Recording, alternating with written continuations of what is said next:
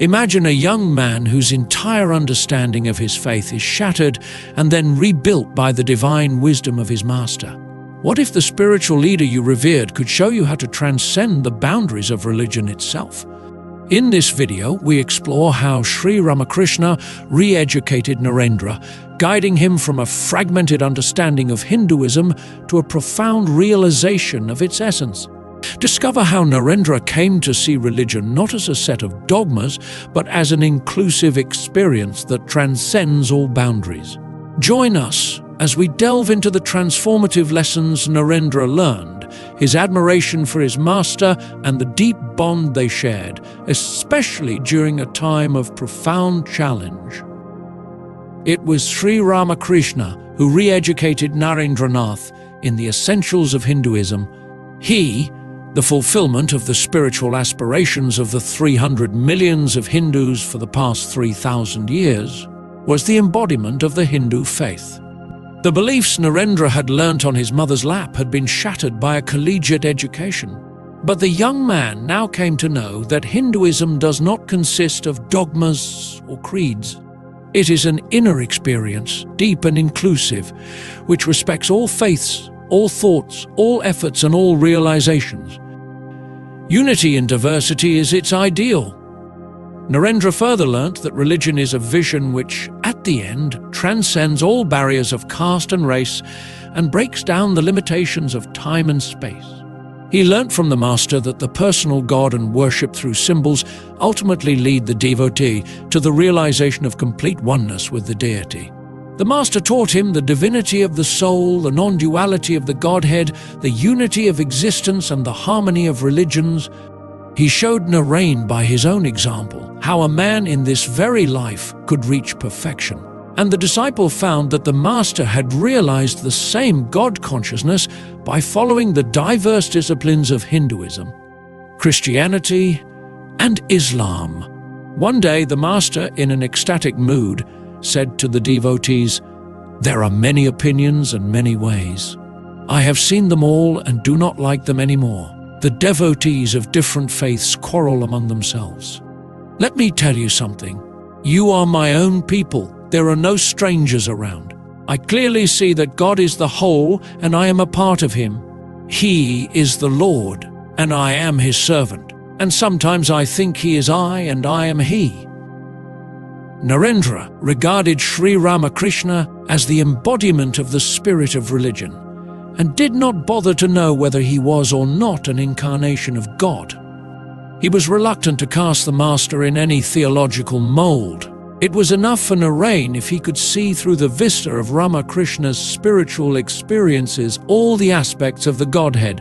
How did Narendra impress the other devotees of the master, especially the youngsters? He was their idol. They were awed by his intellect and fascinated by his personality.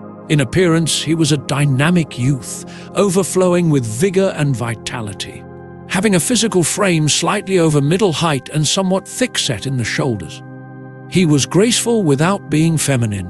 He had a strong jaw, suggesting his staunch will and fixed determination. The chest was expansive, and the breadth of the head towards the front signified high mental power and development.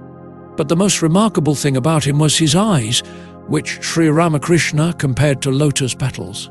They were prominent but not protruding, and part of the time their gaze was indrawn, suggesting the habit of deep meditation. Their color varied according to the feeling of the moment.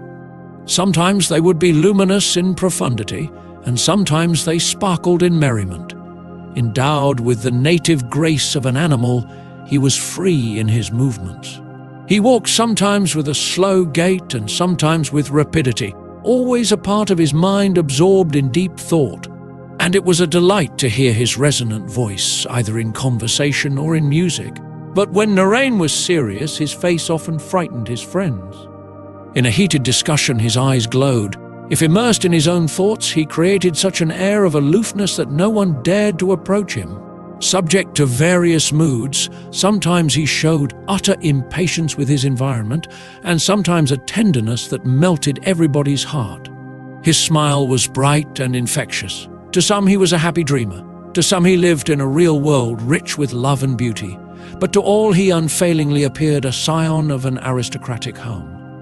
And how did the master regard his beloved disciple? To quote his own words, "Narendra belongs to a very high plane, the realm of the absolute. He has a manly nature. So many devotees come here, but there is no one like him. Every now and then I take stock of the devotees. I find that some are like lotuses with 10 petals, some like lotuses with 100 petals, but among lotuses Narendra is a 1,000-petaled one. Other devotees may be like pots or pitchers, but Narendra is a huge water barrel. Others may be like pools or tanks, but Narendra is a huge reservoir like the Haldar Pukur. Among fish, Narendra is a huge red-eyed carp. Others are like minnows or smelts or sardines. Narendra is a very big receptacle, one that can hold many things. He is like a bamboo with a big hollow space inside. Narendra is not under the control of anything. He is not under the control of attachment or sense pleasures. He is like a male pigeon. If you hold a male pigeon by its beak, it breaks away from you, but the female pigeon keeps still. I feel great strength when Narendra is with me in a gathering. Sometime about the middle of 1885, Sri Ramakrishna showed the first symptoms of a throat ailment that later was diagnosed as cancer. Against the advice of the physicians, he continued to give instruction to spiritual seekers and to fall into frequent trances. Both of these practices aggravated the illness. For the convenience of the physicians and the devotees, he was at first removed to a house in the northern section of Kolkata and then to a garden house at Kashipur, a suburb of the city. Narendra and the other young disciples took charge of nursing him.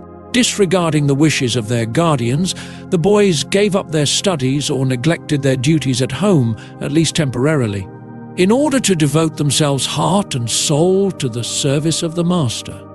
His wife, known among the devotees as the Holy Mother, looked after the cooking. The older devotees met the expenses.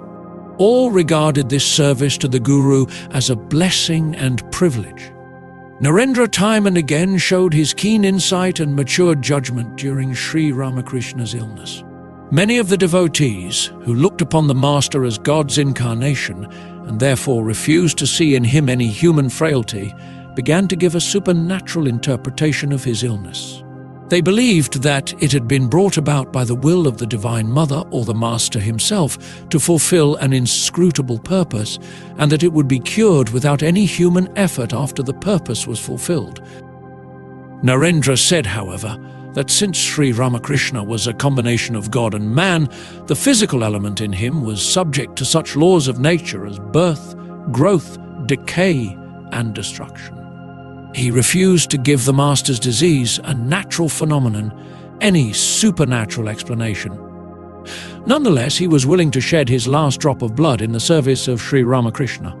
Emotion plays an important part in the development of the spiritual life. While intellect removes the obstacles, it is emotion that gives the urge to the seeker to move forward. But mere emotionalism without the disciplines of discrimination and renunciation often leads him astray. He often uses it as a shortcut to trance or ecstasy. Sri Ramakrishna, no doubt, danced and wept while singing God's name and experienced frequent trances. But behind his emotion, there was the long practice of austerities and renunciation. His devotees had not witnessed the practice of his spiritual disciplines. Some of them, especially the elderly householders, began to display ecstasies accompanied by tears and physical contortions, which in many cases, as later appeared, were the result of careful rehearsal at home or mere imitation of Sri Ramakrishna's genuine trances. Some of the devotees, who looked upon the Master as a divine incarnation, thought that he had assumed their responsibilities and therefore they relaxed their own efforts. Others began to speculate about the part each of them was destined to play in the new dispensation of Sri Ramakrishna. In short, those who showed the highest emotionalism posed as the most spiritually advanced. In our next episode, we'll explore the transformative moments in Narendra's spiritual journey as he navigates the complexities of true devotion and the deepening illness of his beloved Master.